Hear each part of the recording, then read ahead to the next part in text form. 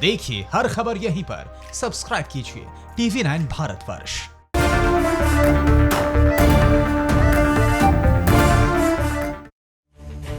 देश के बुलेटिन में आपके साथ मैं हूं समीर अब्बास। TV9 भारतवर्ष के इस वॉर रूम में आज हम आपके सामने चीन के नए झूठ का खुलासा करेंगे। साथ में यह भी बताएंगे कि कैसे भारत और अमेरिका मिलकर चीन को उसकी हद में लाएंगे। देश के एक बड़े हिस्से में बारिश और सैलाब ने कैसे तबाही मचा रखी है। बुलेटिन में यह भी बताएंगे कि कोरोना की नई रफ्तार कितनी डरावनी है। देश में कोरोना के मामले 11 लाख होने के बाद कैसी तैयारी, वैक्सीन की आस में पूरा हिंदुस्तान कितना बेसब्र है और कहां जमीन के भगवान के साथ छोड़ने से एक बुजुर्ग की मौत हो गई। तो आइए शुरू करते हैं देश का बुलेटिन।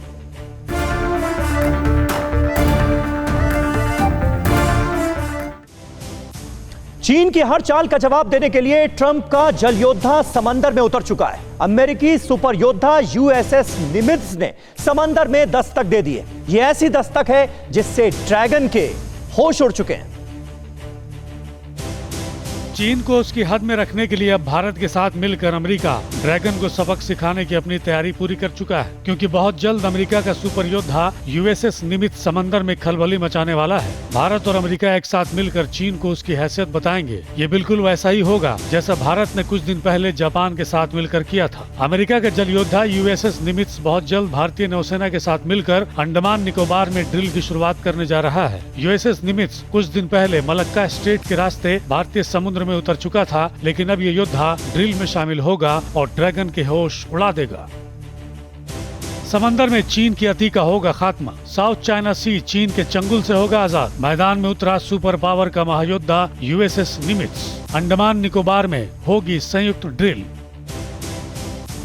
प्लान रेडी है, टीम मुस्तैद है, क्योंकि ड्रैगन की हिमाकत को अंजाम तक पहुंचाने का वक्त आ चुका है। साउथ चाइना सी की लहरों को चीरता ये जंगी बेड़ा चीन के होश उड़ा देगा, क्योंकि चीन को सबक सिखाने की तैयारी बहुत पहले हो चुकी थी।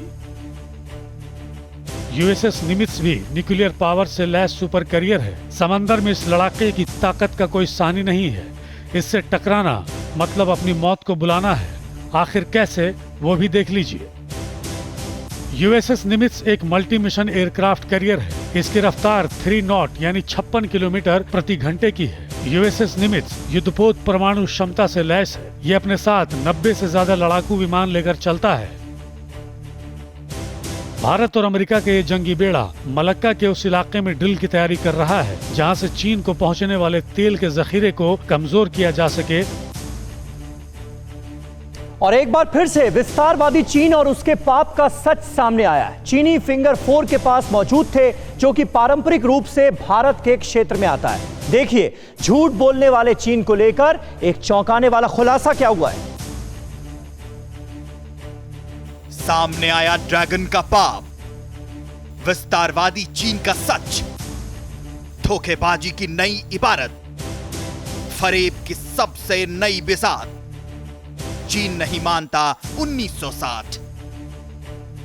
जी हां, गलवान को लेकर पहले भारत से झगड़ा करने वाला और फिर दुनिया से गलवान को लेकर झूठ बोलने वाले चीन को लेकर एक चौंकाने वाला खुलासा हुआ। गलवान में जो कुछ भी चीन ने भारतीय सैनिकों के साथ किया और अपनी गर्दन तुड़वाई, उसके पीछे भी अब कुछ ऐसी ही कहानी निकल कर आ रही है। खुलासा हुआ है कि गलवान में चीन का दावा पूरी तरह गलत है। चीन के टेंट भी 1960 के रिकॉर्ड से आगे थे। फिंगर 8 पर ही LAC मानी जाती है, जबकि चीन फिंगर 4 पर भी नजर रखता है। दोनों देशों के बीच हुई बात के बाद भारतीय और चीनी सेना पेंगोंग लेक में 2 किलोमीटर तक पीछे हट गई थी और फिंगर 4 खाली हो गया था। हालांकि चीनी सैनिक अभी भी रिज लाइन के पास डटे हुए हैं। भारतीय सेना ने 16 जुलाई को कहा था कि LAC पर चीन के साथ सैनिकों के पीछे हटने की प्रक्रिया काफी कठिन है और इसके लिए चीन पर लगातार नजर रखने की जरूरत है। सुरक्षा बलों ने कहा था कि भारत तनाव कम करने की प्रक्रिया को राजनयिक और सैन्य स्तर पर नियमित बैठकों के जरिए आगे बढ़ा रहा है। 14 और 15 जुलाई को कुल 15 घंटे तक चली बातचीत के दौरान भारतीय और चीनी सैन्य प्रतिनिधियों ने पहले चरण के डिसएंगेजमेंट की समीक्षा की थी और पूर्वी लद्दाख में डिसएंगेजमेंट के लिए आगे के कदमों पर चर्चा की थी। लेकिन हर बार की तरह इस बार भी चीन अपनी कही बातों से पीछे हटता नजर आ रहा है और झूठ और फरेब की इमारत तैयार कर रहा है। और चीन के लिए, शी जिनपिंग के लिए एक और बुरी खबर है। अब लद्दाख में चीन को राफेल करारा जवाब देगा। राफेल को मोर्चे पर उतारने की जबरदस्त तैयारी चल रही है। एयरफोर्स का ब्लूप्रिंट रेडी होने वाला है। देखिए, चीन की हेकड़ी निकाल देने वाली है रिपोर्ट।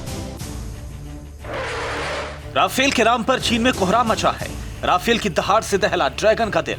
आते ही लद्दाख में मोर्चा संभालेंगे राफेल। आईएफ कमांडर्स की बैठक में हो सकता है फैसला। 27 जुलाई को भारत आएंगे 6 राफेल जेट। ये जेट कॉम्बैट रेडी होंगे, यानी इनकी तैनाती फौरन ऑपरेशनल इलाकों में हो सकती है। शुरुआत में इन्हें अंबाला में तैनात किया जाएगा। 22 जुलाई से वायुसेना के टॉप कमांडर्स की बैठक होगी। इस बैठक में राफेल की तैनाती और संचालन पर रणनीतिक फैसला होगा। इसके बाद साफ हो जाएगा कि राफेल का एलएसी पर कहां, कैसे और कब इस्तेमाल होगा। यानी इसके बाद राफेल एलएसी पर बड़ी भूमिका में नजर आएंगे। राफेल बेहद ताकतवर और दमदार जंगी जेट है। यही वजह है कि हिंदुस्तान की जंगी बेड़े में राफेल के शामिल होने से जिनपिंग के प्राण सूखे हैं। राफेल का रडार और हथियार उसे दुनिया का सबसे बेहतरीन जंगी जेट बनाते हैं। राफेल की खूबियों की वजह से इसकी टक्कर 5वीं पीढ़ी के फाइटर जेट से होती है। राफेल जंग के मैदान में जब जौहर दिखाता है तो दुश्मनों के छक्के छूट जाते हैं। राफेल बेहद खतरनाक हालातों में वायुसेना को बढ़त देने वाले हैं। ये राफेल सबसे एडवांस हथियारों से लैस हैं। ये फाइटर जेट्स स्पेसिफिक एनहांसमेंट के साथ साथ एयर टू एयर मिसाइल दागने में बेहद मारक हैं। ऐसे में जान लीजिए कितना दमदार है राफेल। राफेल 2 इंजन वाला लड़ाकू विमान है। राफेल की रफ्तार 2130 किलोमीटर प्रति घंटा है। राफेल 3700 किलोमीटर की दूरी तक मार कर सकता है। राफेल को किसी भी तरह की मिशन पर भेजा जा सकता है। परमाणु हथियारों के इस्तेमाल में राफेल को महारत हासिल है। राफेल 1 मिनट में 60,000 फुट की ऊंचाई तक उड़ान भर सकता है। रडार को चकमा देने में राफेल बेहद सक्षम है। यही राफेल अब हिंदुस्तान की बड़ी ताकत बनेगा। राफेल तैनात होने की खबर से जिनपिंग और इमरान में भय है और इससे हिंदुस्तान की चीन और पाकिस्तान पर बढ़त तय है। और अब आप देखने जा रहे हैं कुदरत का कहर। पूरे देश में बारिश ने तबाही मचाई है, लेकिन पहाड़ों में आसमान से जो आफत गिरती है वो कोहराम मचा देती है। देखिए, उत्तराखंड में जब आसमान से बिजली गिरी तो तबाही का कैसा मंजर सामने आया। उत्तराखंड में भारी बारिश की वजह से भारी तबाही मची है। पिथौरागढ़ के मुसियारी तहसील में बादल फटने से टांगा गांव के 3 लोगों की मौत हो गई और 11 लोग पानी में बह गए। हादसे के बाद स्थानीय लोगों ने ही रेस्क्यू ऑपरेशन चलाया और मलबे में दबे एक शव को बरामद किया। आम लोग पीड़ित की मदद करने पहुंचे, क्योंकि समय रहते प्रशासन की ओर से कोई नहीं पहुंचा। पिछले 24 घंटे से हो रही भारी बारिश के बाद मुंसियारी के टांगा गांव और बागपानी के गेला गांव में बादल फटने से तबाही मच गई। बादल फटने के बाद रास्ते में मलबा जमा होने की वजह से एक बड़ी आबादी गांव में ही फंस गई है। मुंसियारी में चीन सीमा तक जाने वाली मेलम सड़क को भी काफी नुकसान पहुंचा है। कई जगहों पर इस सड़क में दरार आ गई है। हाल ही में इस सड़क की मरम्मत की गई थी। मेलम रोड टूट जाने से गांव वालों के साथ साथ सेना को भी दिक्कत का सामना करना पड़ रहा है। मौसम विभाग ने उत्तराखंड के हरिद्वार, पौड़ी, गढ़वाल, पिथौरागढ़, नैनीताल और बागेश्वर में भारी बारिश का ऑरेंज अलर्ट जारी किया है, यानी मुसीबत अभी बाकी है। उत्तराखंड के साथ साथ दूसरे पहाड़ी राज्य हिमाचल में भी बारिश आफत बनकर आई है। कई जगहों पर हुए लैंडस्लाइड से भारी तबाही मची है। शिमला मौसम विज्ञान केंद्र ने 24 जुलाई तक राज्य में बारिश की आशंका जताई है। मौसम विभाग ने इसके लिए येलो अलर्ट जारी किया है। बताया जा रहा है कि राज्य में कम ऊंची और मध्यम पहाड़ियों में अगले 3 दिनों में भारी बारिश की संभावना है। वहीं पूरे बिहार में आसमानी आफत बर्बादी लेकर आई है, लेकिन हालात और बदतर इसलिए हो गए हैं क्योंकि सरकार की तैयारी कहीं नजर ही नहीं आ रही। गंडक ने ऐसा कोहराम मचाया है कि लोग तंबू के सहारे जिंदगी गुजार रहे हैं। ये रिपोर्ट देखिए, सिर्फ 100 सेकंड में हालात का अंदाजा होगा। तकरीबन 2 हफ्तों से बाढ़ की त्रासदी झेल रहे बिहार के कई जिलों में अब जिंदगी मुहाल होती जा रही है। गोपालगंज के ग्रामीण इलाकों में अभी तक सरकार नहीं पहुंची है। गोपालगंज का जगरी टोला गंडक नदी के दबाव की वजह से पानी में समाता जा रहा है। बिहार के गोपालगंज जिले के जगरी टोला गांव में बाढ़ की त्रासदी का हाल जानने के लिए हम नाव में सवार होकर आए थे और आपको अपने पीछे हम गंडक नदी की वो धार दिखा रहे हैं, जिस धार में जो कोई भी इसके रास्ते में आएगा ये मिनटों सेकंडों में बहा के अपने साथ कितने सैकड़ों किलोमीटर आगे ले जाएगी, इसका अंदाजा भी आप नहीं लगा सकते। पूरा गांव टापू की शक्ल में तब्दील हो चुका है। लोग मचान पर रह रहे हैं, जो जमीन पर हैं वो भी बेहाल हैं। पानी कहाँ तक भर गया था? पूरा घर भर गई रहल पूरा? पूरा टाट भीजल है, इतना आधा बरौनी है सामने। अच्छा, तो कैसे थे, कितने दिन आप लोग पानी में रहे? 8 दिन। 8 दिन रह के पड़ल? 8 दिन। अच्छा, खाने पीने का कोई सुविधा ना। गंडक नदी के गुस्से के साथ साथ आसमान से बरसी आफत की तबाही अगर नजदीक से देखनी हो तो गोपालगंज के मकसूदपुर इलाके को देख लीजिए। लोगों के घर पानी से घिर चुके हैं, लिहाजा बांस बल्ली के सहारे मचान बनाया गया है और मुसीबत भरे पल को किसी तरह काटने की कोशिश हो रही है। इतनी छोटी सी जगह में पूरी गृहस्थी है। इसी में बिस्तर है, इसी में सेविंग्स हैं, यहीं कपड़े रखने का पूरा बक्सा रखा हुआ है, यहीं पर अनाज है और यहीं पर खाना बन रहा है। मतलब 3 दिन तक बगैर खाए अब पूरा परिवार रहा। पूरा परिवार तो अभी 3 दिन के बाद मम्मिया खाना बना के 2 दिन से आ रहा है। सरकार मदद के नाम पर लोगों को मुखिया ने चूड़ा भेजा है, लेकिन आने वाली जिंदगी अभी और मुश्किलें लेकर आएगी, जिससे निकालने के लिए फिलहाल कोई सरकारी इंतजाम नहीं दिख रहा है। और जब बिहार में नीतीश कुमार की सरकार बनी थी तो पटना को पेरिस बनाने का वादा किया गया था। पटना पेरिस तो नहीं बन पाया, लेकिन वेनिस जरूर बन गया। लेकिन पटना वाला वेनिस तबाही की गवाही देता है। देखिए रिपोर्ट। बिहार में बाढ़ विभीषिका से सिर्फ वो इलाके ही जलमग्न नहीं हैं जो गंडक के किनारे हैं, बल्कि राजधानी पटना को पेरिस में बदलने का ख्वाब लिए लोग भी उतना ही बेहाल हैं। तस्वीरें पटना के कदम कुआं इलाके की हैं। कमर तक पानी है, साइकिल, रिक्शा, मोटरसाइकिल सब कुछ पानी में समाये हुए हैं। लोगों के घरों का तो हाल देखकर हैरानी होती है कि क्या ये किसी राजधानी की तस्वीरें हैं। अबे हल्का बारिश हुआ फिर वही धंधा हो गया, 1 घंटा में पूरा भर गया, सारा नुकसान हो गया, सामान नुकसान हो गया पूरा। लोगों के घरों में पानी है, हालत ऐसी कि जमीन पर पाँव रखना मुहाल है। जब थोड़ा सा पानी होता है, पानी भर जाता है, हम लोग सामना करना पड़ता है। क्योंकि पुराना मोहल्ला में रहने वाले हैं, इसलिए काट रहे हैं। कहीं नया जगह नया व्यवस्था करना पड़ेगा। हर एक साल हम लोग उस चीज़ बर्बाद होता है, अपने परेशानी होता है। आप चिंता में रहते हैं कि कैसे समय कटेगा। पहले था रोड नीचा था, रोड ऊंचा हो गया, हम लोग मोहल्ला ऊंचा हो गया है, सामने से सड़क ऊंचा हो गया है, घर में पानी रोड पानी निकले अभी तो 2 घंटा 4 घंटा के बाद पानी घर का निकलेगा। घर में पूरा पानी जमा हुआ है, कहीं बैठने की जगह नहीं है, कहीं सामान आप लोग देखते ही ऐसा जैसे तैसे पड़ा हुआ है। अस्त हम लोग पड़े हुए हैं, खाना नहीं बना है। गली मोहल्ले से लेकर सोसाइटी और कॉलोनी तक पानी ने ऐसा प्रहार किया है कि लोगों की जिंदगी हलकान हो चुकी है। ऐसी बारिश हुई कि नगर निगम की पोल खुल गई। कहीं कहीं रेस्क्यू ऑपरेशन नजर आया, लेकिन कदम कुआं इलाके के लोग भगवान भरोसे हैं। ये वही पटना है जिसको पेरिस बनाने का वादा किया गया था। सूबे की मौजूदा सरकार का ये वादा तो पूरा नहीं हुआ, लेकिन इतना तो जरूर हुआ कि पटना की हालत हर साल बद से बदतर होती चली गई। और वहीं आसाम में बाढ़ ने ऐसा तांडव मचाया है कि जिंदगी जार-जार हो गई। 27 लाख से ज्यादा लोग इस बाढ़ से प्रभावित हुए हैं। हम आपको आसाम में आई बाढ़ की ऐसी तस्वीरें दिखाने जा रहे हैं जिसे देखकर किसी की भी रूह कांप जाए। घर डूबे हैं, पेड़ डूबे हैं, डूबी है सारी धरती। ये बाढ़ का तांडव है। चारों तरफ पानी पानी है, लेकिन हर शख्स प्यासा है। बाढ़ का ऐसा प्रकोप है कि प्यास बुझाने वाला हैंडपंप भी बेजार है। इन लोगों को देखिए, आंखों में उम्मीद के लिए खड़े हैं कि कोई आएगा और इन्हें इस भयंकर सैलाब से बचाएगा। घास फूस की बनी इस झोपड़ी की छत पर बैठे इस शख्स को देखिए, पेट की आग बुझाकर पानी से जंग लड़ने की तैयारी में है। शायद ही ऐसा कोई घर नजर आए जो पानी से सराबोर ना हो, शायद ही ऐसी जमीन नजर आए जो सूखी हो। ये तस्वीरें असम की हैं। बाढ़ का ऐसा प्रकोप है कि हर दिन पानी में जिंदगी दम तोड़ रही है। 33 जिलों में से 26 जिलों के 27 लाख से ज्यादा लोग बाढ़ में अपनी तैरती हुई जिंदगी देख रहे हैं। न घर बचा है, न फसलें, न पुल बचे हैं और न ही सड़कें। अगर कुछ बचा है तो सिर्फ पानी है, हर तरफ पानी है।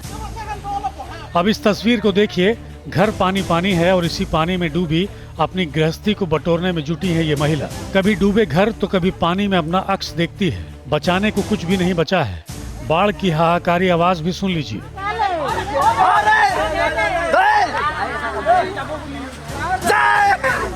कोई डूब रहा है, उसे बचाने के लिए कोई शोर मचा रहा है, एक दूसरे का सहारा है। ऐसी तस्वीरें हर पल आ रही हैं, जहां कोई बाढ़ की लहरों में टकराकर जिंदगी बचाने की जद्दोजहद में जुटा है। इंसान की बात छोड़िए, जानवर भी इस विभीषिका के शिकार हैं। काजीरंगा राष्ट्रीय उद्यान डूब चुका है। जो जानवर बाढ़ के भंवर से निकल पाए वो ऊंचाई वाली जगहों पर चले गए, जो फंस गए उन्होंने यही दम तोड़ दिया है। असम में कुदरत ने जो कहर बरपाया है उससे निजात दिलाने में प्रशासन की तैयारी और कोशिश जारी है, लेकिन वो कोशिश अभी तक नाकाफी है।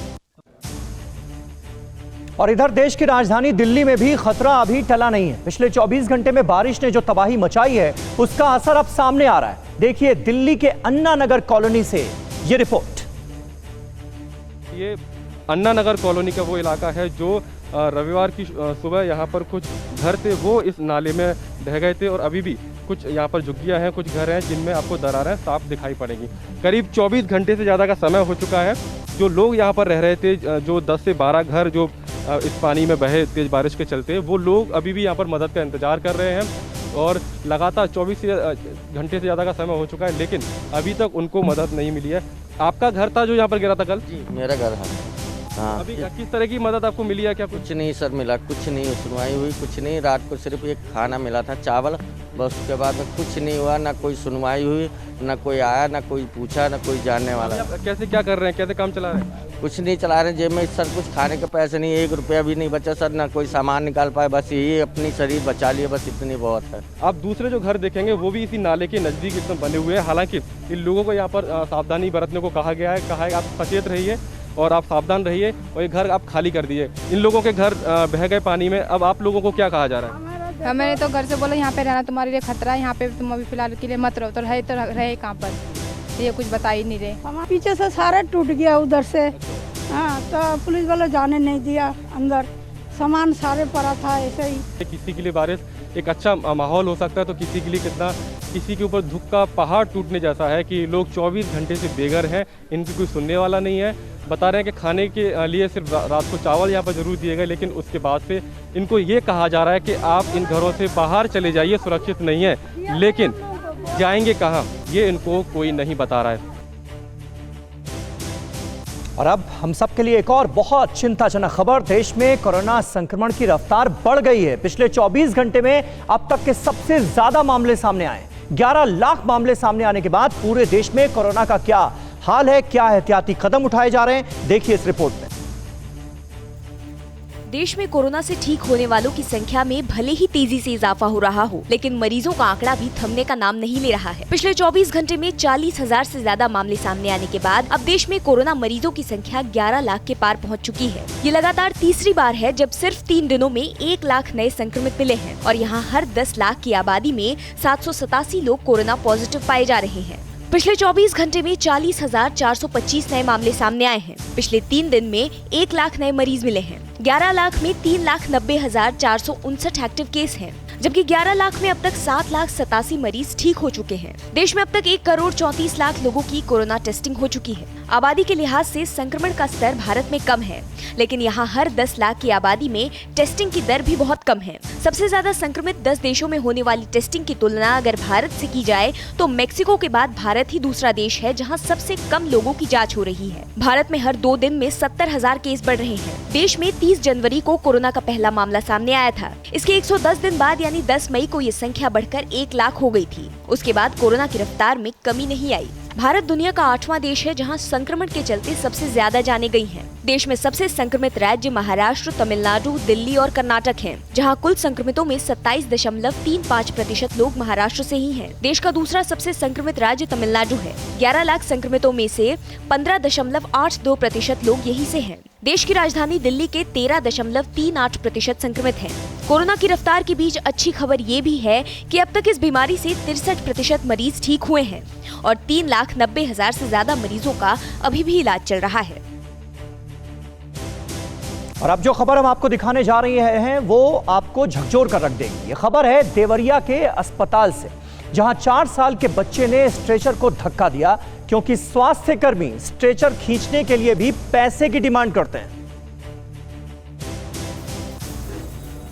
ये तस्वीरें आपको सोचने पर मजबूर कर देंगी कि आप और हम किस व्यवस्था में रहते हैं। ये है देवरिया का अस्पताल और 4 साल का बच्चा अपने नाना के स्ट्रेचर को धक्का दे रहा है। बच्चे की मां स्ट्रेचर को आगे से खींच रही है। दोनों मरीज को दिखाने के लिए वार्ड में ले जा रहे हैं। अब इसके पीछे की पूरी कहानी बता देते हैं। देवरिया जिले के गौरा गांव के रहने वाले छेदी यादव का विवाद गांव के ही कुछ युवकों से हो गया था। उन लोगों ने छेदी की जमकर पिटाई कर दी, जिससे उनका हाथ और पैर दोनों फ्रैक्चर हो गया था और उसका इलाज चल रहा था। ड्रेसिंग कराने के लिए उनकी बेटी उन्हें अस्पताल ले जाया करती है, लेकिन वहां उन्हें कोई सुविधा नहीं मिलती। यहां तक कि स्ट्रेचर को खींचने वाला भी कोई नहीं था, तो बेटी ने खुद स्ट्रेचर खींचना शुरू कर दिया और अपनी मां को खींचते देख 4 साल का मासूम भी पीछे से स्ट्रेचर को धक्का देने लगा। पैसे मांग रहे थे, दाई लोग 30 रुपया मांगेंगे तो ले जाएंगे, तो हम इसीलिए कह रहे थे कि हम लोग पैसा नहीं देंगे, इसीलिए गरीब की हालत से हम अपना स्वयं करते हैं काम। गरीबी की वजह से बच्चे ढकेल रहा था, कोई है नहीं हमारे साथ। बिंदु का ये भी कहना है कि जब वो मारपीट की कंप्लेंट लिखाने थाने पहुंची तो पुलिस ने आनाकानी की। पुलिस लोग ना कुछ नहीं कर रहे थे, दरखास्त दिए हैं, तहसील से दरखास्त दिए हैं, और फिर भी लिख करके दरखास्त दिए हैं, थाने पर कोई सुनवाई नहीं हो रहा है। चौकी पर लेकर गए तो कह रहे थे ले जाओ भागो यहाँ से, दवाई कराओ। बिंदु ने ये भी आरोप लगाए हैं कि जब स्वास्थ्य विभाग के किसी भी कर्मचारी से स्ट्रेचर धकेलने के लिए कहते हैं तो सुविधा शुल्क के नाम पर रुपए मांगते हैं, जबकि ये सुविधा फ्री है। इस संवेदनशील वीडियो के वायरल होने पर स्वास्थ्य विभाग का कोई भी अधिकारी कुछ बोलने को तैयार नहीं है। और इस बीच दिल्ली के स्वास्थ्य मंत्री सत्येंद्र जैन ने कोरोना को मात दे दी है और कोरोना को हराकर वो वापस काम पर लौट आए हैं, अपना ऑफिस ज्वाइन कर लिया है। उनसे बात की टीवी 9 के संवाददाता मानव यादव ने। दिल्ली के स्वास्थ्य मंत्री सत्येंद्र जैन कोरोना को मात देकर फिर से काम पर वापस लौट आए हैं और जो खुद हमारे साथ हैं, अपना फर्स्ट हैंड एक्सपीरियंस हमसे शेयर करेंगे। साथ ही दिल्ली आगे कोरोना से कैसे लड़ाई लड़ेगी, उसकी क्या तैयारियां हैं, वो हमें बताएंगे। सर, सबसे पहले तो आपको बहुत बहुत बधाई, आपने कोरोना को मात दी। अब आगे का रोड मैप क्या रहेगा? देखिए, दिल्ली के अंदर अभी केसेस कम हो रहे हैं पहले के मुकाबले, बट हमारे को सतर्क रहने की जरूरत है। जो हिस्ट्री बताती है कि ये जो बीमारी हमारे इतिहास में कभी नहीं आई। 102 साल पहले 1918 में स्पेनिश फ्लू के नाम से आई थी, तब भी वो बीमारी एक बार कम होने के बाद फिर दोबारा आ गई थी, फिर तीसरी बारी आई थी। तो हमें ये सतर्क करना पड़ेगा कहीं दोबारा ना आए, तीसरी बारी में आए। आज थोड़ी कम हो रही है, बट हमें तैयारियाँ करनी पड़ेगी। आप लगभग 1 महीने अभी छुट्टी पर रहे, इलाज आपका चल रहा था। एक पेशेंट के तौर पर, स्वास्थ्य मंत्री के तौर पर नहीं, आपने क्या अनुभव महसूस किए जो आप लोगों को बताना चाहेंगे, जिससे उनका जो जज्बा है वो बना रहे कोरोना से लड़ाई को लेकर? देखिए, मुझे लगता है कि अपना मानसिक रूप से स्ट्रांग रहना चाहिए। अगर आप स्ट्रांग रहेंगे तो विल रिकवर, कोई दिक्कत नहीं। कितना अहम है इस समय उन लोगों का सामने आना कि जिन लोगों को ज़रूरत है उनको प्लाज्मा मिल पाए समय पर? तो मेरे को पता है कि आपने भी प्लाज्मा डोनेट किया था, और मैं सभी से कहूँगा जो भी रिकवर्ड हो चुके हैं उन लोगों को 3 हफ्ते बाद या 4 हफ्ते बाद डॉक्टर से पूछ के जब भी करना है प्लाज्मा जरूर डोनेट करना है। किसी एक की जान बचेगी, इससे बड़ा पुण्य का काम नहीं हो सकता। मैं खुद जिस दिन मुझे डॉक्टर अलाउ करेंगे उसी दिन डोनेट करूँगा। दिल्ली सरकार मानसून को टैकल करने के लिए पूरी तरह तैयार है? जी बिल्कुल, पूरी तरह। देखिए, हमारे साथ स्वास्थ्य मंत्री सत्येंद्र जैन है, साफ साफ कह रहे हैं कि कोरोना को हराएंगे। मानसून के चलते जो समस्याएं दिल्ली वालों के सामने हो रही हैं उसको भी पूरी तरह से दिल्ली सरकार काबू में करेगी। कैमरा पर्सन रोहित के साथ मानव यादव, टीवी 9 भारतवर्ष, दिल्ली। अड़ी सोमवार से शुक्रवार शाम 6 बजे सिर्फ टीवी 9 भारतवर्ष पर।